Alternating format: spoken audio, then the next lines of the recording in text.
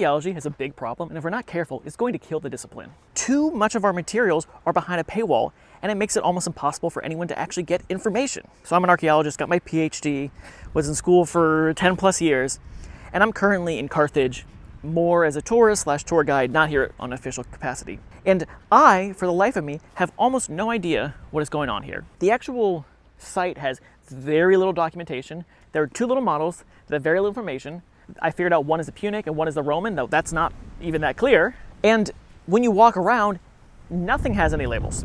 We know there's an issue with labeling at archaeological sites. I know how to research, I know how to read archaeological material, and for the life of me, I cannot find information that helps me figure out what these things are. I've tried to find archaeological reports because I know excavations happened here.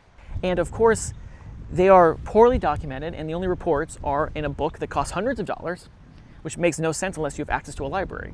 And I think the issue with this is that people can't find out more information, and this information is so hidden that there can't be a third-party system that is helping visitors to archaeological sites understand what's happening. It shouldn't just be the Antiquities Authority that needs to put together the material. People want to explain what the site is. I'm here because I want to explain this site. But because of these publishing paywalls, it's become almost impossible. And this is a huge existential threat because of AI. These chatbots were trained on the open internet. And well, paywalled articles and paywalled books are not the open internet. So they were trained on blogs, they were trained on Wikipedia. So as these chatbots have ingested the open web, they're just getting blogs that are pointing at the Wikipedia articles, and it's the same information again and again, and doesn't contain the information that helps people actually experience the archaeology, which is why we got into this discipline.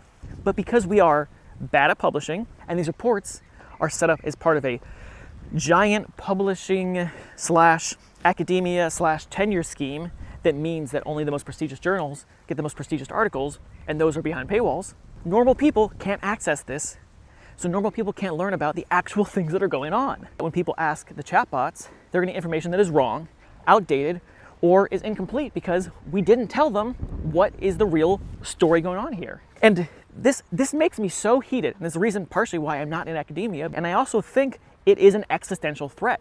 The research we are doing, putting these reports together, that can't get in front of people, then why is this being supported? Why do countries care about their antiquities if it's just a Wikipedia article that's telling the people when they visit what they're seeing? I worry if this keeps up in a few decades, archaeology is a discipline that is even more niche than it is now and may not survive. If you're an archaeologist, or you work in archaeology, or you even just studied archaeology, and you feel any bit of the same way, leave a comment, because I think we can try to find a solution for this. This should not be a mystery when people have spent so much time figuring out what is here.